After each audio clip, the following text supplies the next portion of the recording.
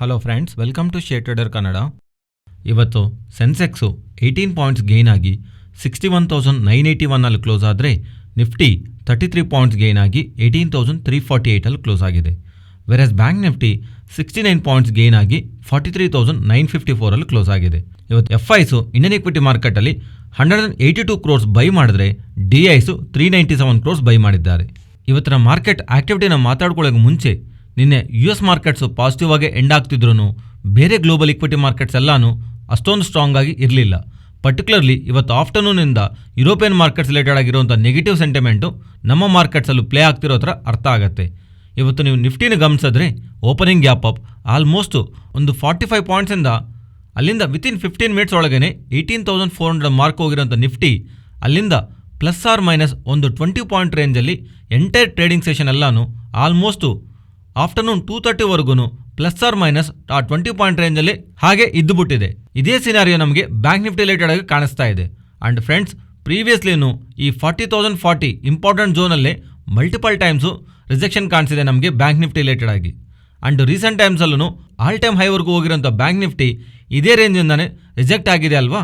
ಅದರಿಂದ next upcoming trading ಸೆಷನ್ಸಲ್ಲಿ rally ಆಗ್ತಾ ಈ 40,040 ಟು 40,120 ಈ 80 ಪಾಯಿಂಟ್ ರೇಂಜ್ ಝೋನ್ಗೆ ಬಂದಾಗ ಸ್ವಲ್ಪ ಕಾಷಿಯಸ್ ಆಗಿ ವ್ಯವಹಾರ ಮಾಡಿ.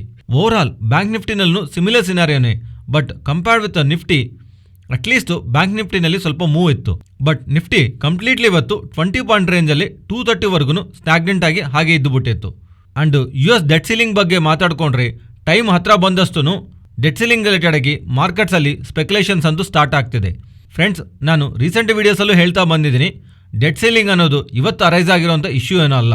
ಇದು ಯಾವಾಗಲಿಂದಾನು ತುಂಬ ಟೈಮ್ಸು US ಗೌರ್ಮೆಂಟ್ಸು ಆ್ಯಂಡ್ ಅವರ ಡೆಟ್ ರಿಲೇಟೆಡ್ ಆಗಿ ಇದು ಫೇಸ್ ಆಗುವಂಥ ಇಶ್ಯೂನೇ. ಆದರೆ ಪ್ರತಿ ಸಲ ಏನು ನಡೆಯುತ್ತಂದರೆ ಲಾಸ್ಟ್ ಮಿನಿಟ್ವರೆಗೂ ಆದರೂ ಅಥವಾ ಸ್ವಲ್ಪ ದಿವಸ ಮುಂಚೆ ಆದರೂ ಇದಕ್ಕೊಂದು ರೆಸಲ್ಯೂಷನ್ ಬರ್ತಿತ್ತು.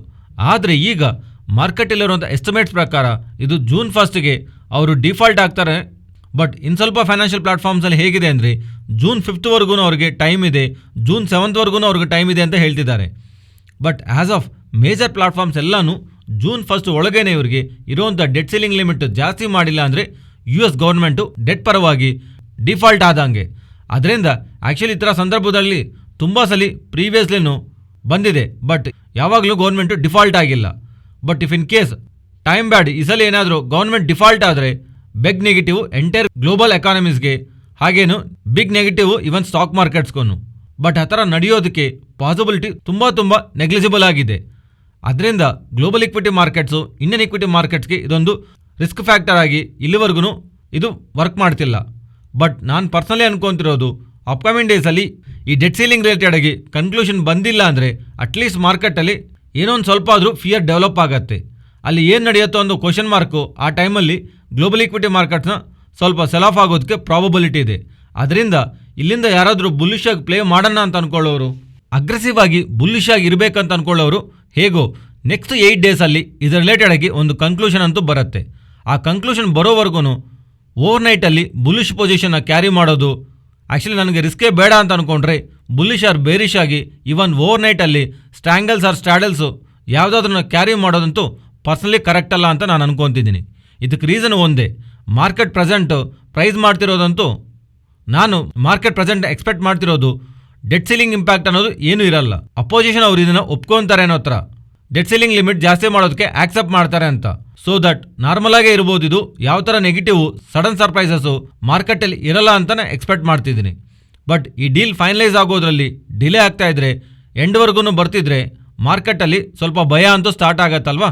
ಓವರ್ ನೈಟಲ್ಲಿ US ಮಾರ್ಕೆಟಲ್ಲಿ ಬರ್ತಿರೋಂಥ ಸೆಲ್ಲಿಂಗು ನಮ್ಮ ಮಾರ್ಕೆಟಲ್ಲೂ ಒಂದು gap up or gap down ಆಗೋದಕ್ಕೆ ನೆಕ್ಸ್ಟ್ ಫ್ಯೂ ಡೇಸ್ವರೆಗೂ ಇಂಪ್ಯಾಕ್ಟ್ ಮಾಡೋದಕ್ಕೆ ಚಾನ್ಸಸ್ ಇದೆ.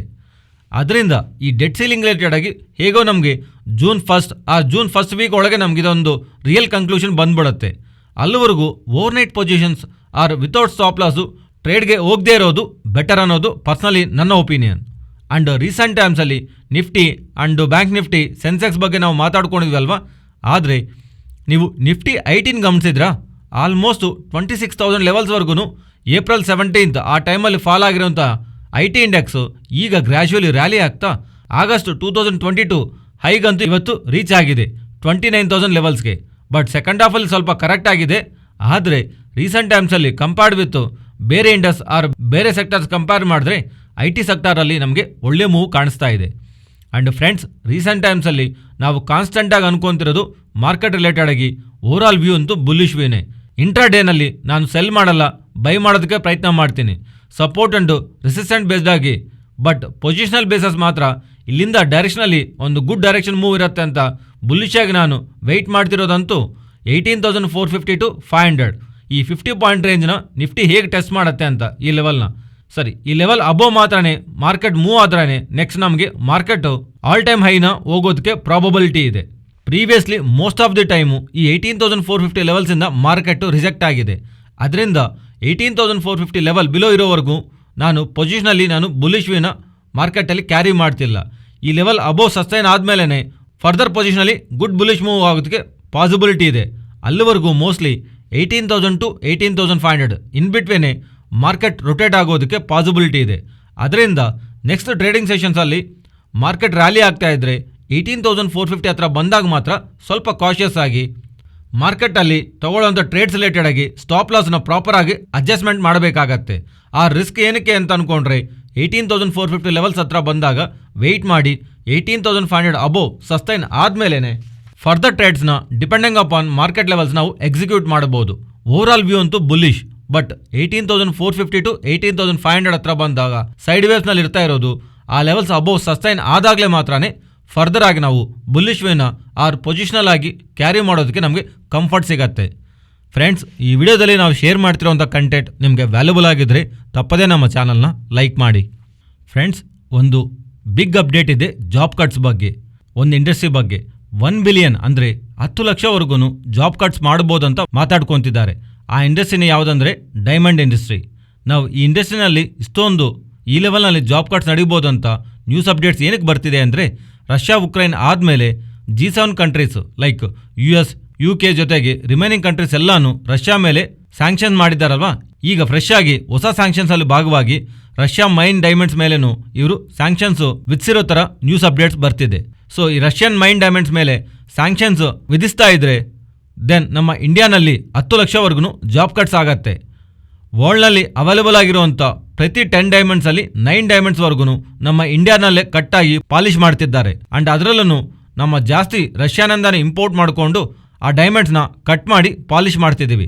ನಾವು ರಷ್ಯಾದಿಂದ ಬರುವಂಥ ಈ ಡೈಮಂಡ್ಸ್ ಮೇಲೆ G7 ಕಂಟ್ರೀಸು ಸ್ಯಾಂಕ್ಷನ್ಸ್ನ ವಿಧಿಸಿದಾರಲ್ವಾ, ಅದರಿಂದ ಈ ಡೈಮಂಡ್ಸ್ ಅವರು ಪರ್ಚೇಸ್ ಮಾಡೋಕ್ಕಾಗಲ್ಲ. ಸೊ ಅದಕ್ಕೋಸ್ಕರನೇ ರಷ್ಯಾದಿಂದ ಇಂಪೋರ್ಟ್ಸು ನಮಗೆ ಕಮ್ಮಿ ಆಗತ್ತೆ. ಇದರಿಂದ ಈ ಕಟ್ ಆ್ಯಂಡ್ ಪಾಲಿಷ್ ವರ್ಕ್ಸ್ ಯಾವುದೆಲ್ಲ ಇರುತ್ತಲ್ಲ ಅವೆಲ್ಲನೂ ಕಮ್ಮಿ ಆಗುವಂಥ ಚಾನ್ಸಸ್ ಇದೆ. ವರ್ಲ್ಡ್ ವೈಡ್ ಡೈಮಂಡ್ಸ್ ಒಂದು ಡಿಮ್ಯಾಂಡ್ ಏನಾದರೂ ಕಮ್ಮಿ ಆಗ್ತಾ ಇದ್ರೆ ದೆನ್ ವರ್ಕ್ ಫೋರ್ಸನ್ನು ಕಮ್ಮಿ ಮಾಡೋಕ್ಕೆ ನೋಡ್ತಾರಲ್ವಾ, ಅದೇ ಇಲ್ಲಿ ನಡೆಯೋ ಥರ ಅಪ್ಡೇಟ್ಸ್ ಬರ್ತಿದೆ. ಆ್ಯಂಡ್ ಅದಲ್ಲದೆ ಈ G7 ಕಂಟ್ರೀಸ್ನಲ್ಲಿ ಎಕಾನಮಿ ಸ್ಲೋಡೌನು ಒಂದು ಮೇಜರ್ ಇಶ್ಯೂ. ಈ ಎಕಾನಮೀಸು ಸ್ಲೋಡೌನ್ ಆಗಿದ್ದರಿಂದ ಡೈಮಂಡ್ ಪರ್ಚೇಸ್ ಅನ್ನೋದು ತುಂಬ ಕಮ್ಮಿ ಆಗ್ತಿದೆ. ಇದರಿಂದನೂ ಡೈಮಂಡ್ ಇಂಪ್ಯಾಕ್ಟ್ ಆಗ್ತಿದೆ. ಸೊ ಇವೆಲ್ಲನೂ ಇಶ್ಯೂಸಿಂದ ಈ ಇಂಡಸ್ಟ್ರಿನಲ್ಲಿ ಹತ್ರ ಆಲ್ಮೋಸ್ಟ್ 10 ಲ್ಯಾಕ್ಸ್ವರೆಗೂ ಜಾಬ್ ಕಟ್ಸ್ ಮಾಡೋವಂಥ ಚಾನ್ಸಸ್ ಇದೆ ಅಂತ ಹೇಳಿ ನ್ಯೂಸ್ ಅಪ್ಡೇಟ್ಸು ಬರ್ತಿದೆ. ಈ ಜಾಬ್ ಕಟ್ಸ್ ರಿಲೇಟೆಡ್ ಆಗಂತೂ ಸ್ಟಾಕ್ ಮಾರ್ಕೆಟ್ ಪರವಾಗಿ ನಾವು ಮಾತಾಡಿಕೊಂಡ್ರೆ ಡೈಮಂಡ್ ಜ್ಯುವೆಲ್ರಿ ಮ್ಯಾನುಫ್ಯಾಕ್ಚರ್ ಮಾಡೋವಂಥ ಕಂಪ್ನೀಸ್ ಯಾವುದೆಲ್ಲ ಇರುತ್ತಲ್ಲ ಅವ್ರಿಗೆ ಶಾರ್ಟ್ ಟರ್ಮ್ನಲ್ಲಿ ತುಂಬ ಪ್ರೆಷರ್ ನೋಡುವಂಥ ಅವಕಾಶ ಇದೆ. ಬಿಕಾಸ್ ಅಲ್ಲಿ ಡೈಮಂಡ್ಸ್ ಕಮ್ಮಿ ಆಗೋದ್ರ ಜೊತೆಗೆ ರಷ್ಯನ್ ಮೈನ್ ಡೈಮಂಡ್ಸನ್ನು ಆಕ್ಸೆಪ್ಟ್ ಮಾಡೋಕ್ಕಾಗಲ್ಲ ಅಂದರೆ ಇವ್ರ ಸೇಲ್ಸ್ ನಂಬರ್ಸ್ ಮೇಲೆ ಇಂಪ್ಯಾಕ್ಟ್ ಇರುತ್ತೆ. ಲೈಕ್ ಗೋಲ್ಡಿಯಂ ಇಂಟರ್ನ್ಯಾಷನಲ್ ಜೊತೆಗೆ other diamond jewellery manufacturers companies ಯಾವೆಲ್ಲ ಇರುತ್ತಲ್ವ ಆ ಕಂಪ್ನೀಸ್ಗೆಲ್ಲನೂ ನಂಬರ್ಸ್ ಮೇಲೆ ಶಾರ್ಟ್ ಟರ್ಮ್ನಲ್ಲಿ ಪ್ರೆಷರ್ನ ನೋಡೋವಂಥ ಅವಕಾಶ ಇದೆ. ಆದರೆ ಈಗ ರಷ್ಯಾದಿಂದ ಇಂಪೋರ್ಟ್ ಮಾಡ್ಕೊಳ್ಳೋಂಥ ಡೈಮಂಡ್ಸ್ ಮೇಲೆ ಸ್ಯಾಂಕ್ಷನ್ಸ್ ಇರೋದು ಕಾರಣವಾಗಿ ಲ್ಯಾಬ್ ಗ್ರೌಂಡ್ ಡೈಮಂಡ್ಸ್ನ ಡಿಮ್ಯಾಂಡ್ ಬೆಳೆಯುವಂಥ ಅವಕಾಶನ ಇದೆ. ಸೊ ಇಶ್ಯೂಯಿಂದ ನಮ್ಮ ಡೈಮಂಡ್ ಇಂಡಸ್ಟ್ರಿನಲ್ಲಂತೂ ಶಾರ್ಟ್ ಟರ್ಮ್ನಲ್ಲಿ ಇಂಪ್ಯಾಕ್ಟ್ ನೋಡ್ಬೋದು. ಆ್ಯಂಡ್ ಇದರ ಜೊತೆಗೆ ರಿಲಯನ್ಸ್ ಅವರಿಂದನೂ ಜಾಬ್ ಕಟ್ಸ್ ರಿಲೇಟೆಡ್ಗೆ ಒಂದು ಅನೌನ್ಸ್ಮೆಂಟ್ ಬಂದಿದೆ. ರಿಲಯನ್ಸ್ ಜಿಯೋ ಮಾರ್ಟ್ ಅವರು 1000 ಜಾಬ್ ಕಟ್ಸ್ ಹತ್ರ ಮಾಡಿರೋ ಹತ್ರ. ಆ್ಯಂಡ್ ಇದರ ಜೊತೆಗೆ ಕಮಿಂಗ್ ವೀಕ್ಸಲ್ಲಿ ಅನದರ್ 1500 ಜಾಬ್ ಕಟ್ನ ಇವರು ಮಾಡೋದಕ್ಕೆ ನೋಡ್ತಿರೋ ಥರನೂ ನ್ಯೂಸ್ ಅಪ್ಡೇಟ್ಸ್ ಬರ್ತಿದೆ. ಮೇಯ್ನ್ಲಿ ಈ ರಿಲಯನ್ಸ್ ಜಿಯೋ ಮಾರ್ಟ್ ಅವರು ಲಾಸಸ್ಸಿಂದ ಪ್ರಾಫಿಟ್ ಬರೋದಕ್ಕೆ ಪ್ರಾಸೆಸ್ನಲ್ಲಿ ಭಾಗವಾಗಿ ಕಾಸ್ಟ್ ಕಟ್ ಮಾಡೋದಕ್ಕೆ ಈ ಜಾಬ್ ಕಟ್ಸ್ ಮಾಡ್ತಿರೋ ಹತ್ರ ಎಕನಾಮಿಕ್ ಟೈಮ್ಸಲ್ಲಿ ನ್ಯೂಸ್ ಅಪ್ಡೇಟ್ಸ್ ಬಂದಿದೆ. ಇದಕ್ಕೆ ರಿಲೇಟೆಡ್ ಆಗಿ ಇಲ್ಲಿವರೆಗೂ ಇನ್ನೂ ರಿಲಯನ್ಸ್ ಇಂಡಸ್ಟ್ರಿಯಿಂದ ಯಾವ ಥರ ರೆಸ್ಪಾಂಡು ಬರಲಿಲ್ಲ. ನೆಕ್ಸ್ಟು ಅದಾನಿ ಗ್ರೂಪ್ ಸ್ಟಾಕ್ಸ್ ಬಗ್ಗೆ ಮಾತಾಡ್ಕೊಳ್ಳೋಣ.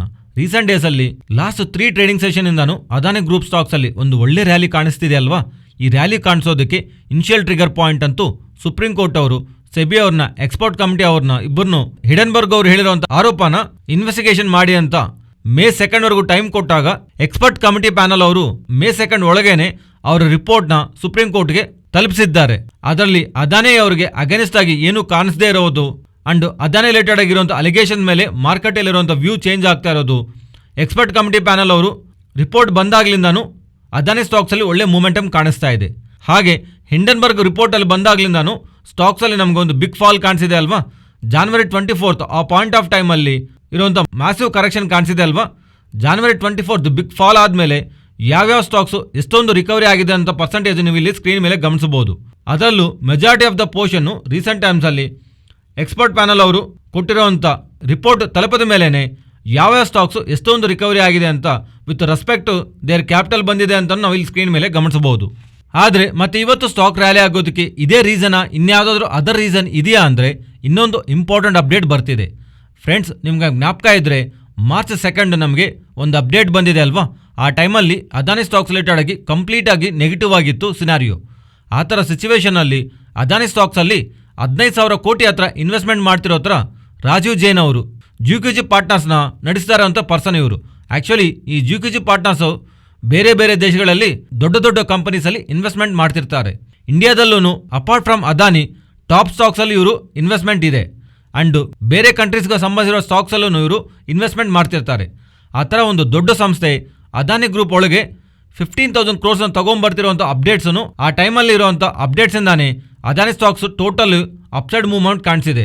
ಆ್ಯಂಡ್ ಹಾಗೆ ಆ ಟೈಮಲ್ಲಿ ಅವರು 15,000 crores ಇನ್ವೆಸ್ಟ್ಮೆಂಟ್ ಮಾಡಿದಾರಲ್ವಾ, ಅದರ ರಿಲೇಟೆಡ್ ಆಗಿ ರಿಟರ್ನ್ ಅವ್ರಿಗೆ ಆಲ್ರೆಡಿ 10,000 crores ಹತ್ರ ಈಗಲೇ ಬಂದಿದೆ.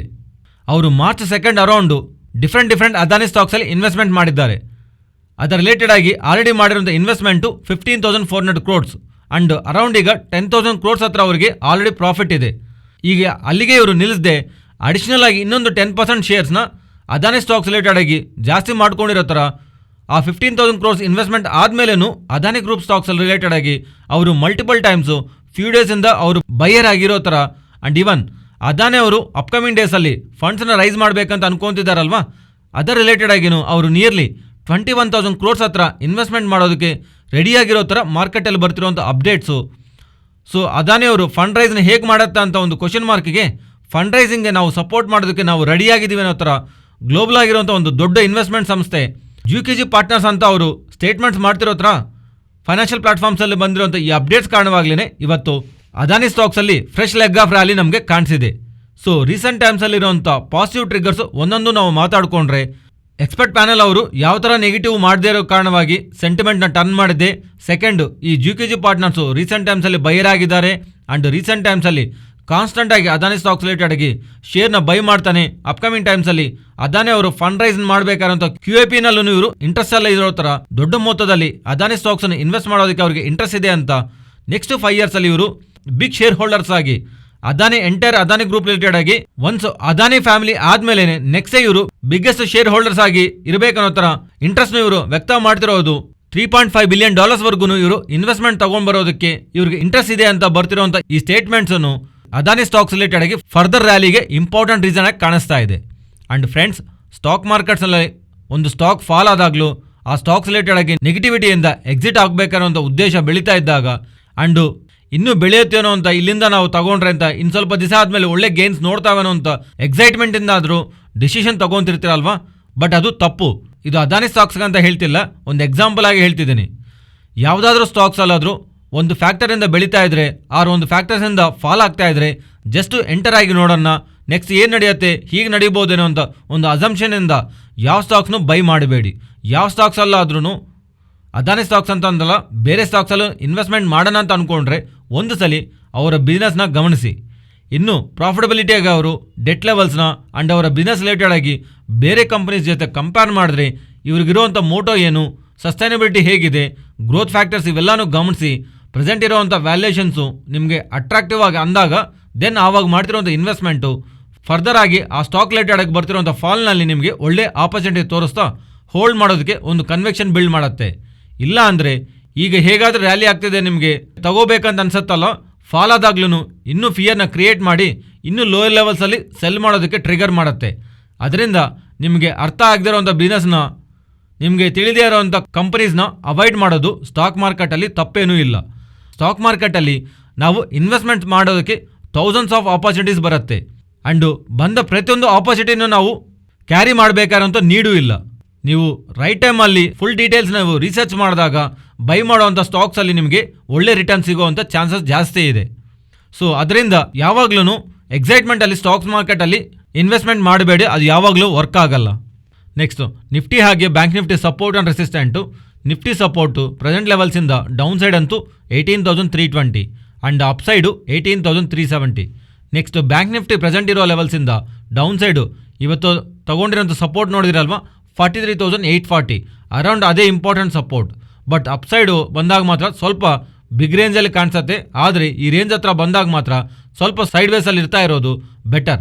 40,040 to 40,120 ಇಲ್ಲಿ ಒಂದ್ಸಲಿ ಅಂತಲ್ಲ, ಇವತ್ತು ಪ್ರೀವಿಯಸ್ಲಿನೂ ಮಲ್ಟಿಪಲ್ ಟೈಮ್ಸು ರೀಸೆಂಟ್ ಟೈಮ್ಸಲ್ಲೂ ಆಲ್ ಟೈಮ್ ಹೈಗೂ ಹೋದಾಗ್ಲೂ ಇದೇ ರೇಂಜಲ್ಲಿ ನಮಗೆ ಕನ್ಸಾಲ್ಟೇಟ್ ಆಗಿ ಅಗೈನ್ ಬ್ಯಾಂಕ್ ನಿಫ್ಟಿ ರಿಜೆಕ್ಟ್ ಆಗಿದೆ.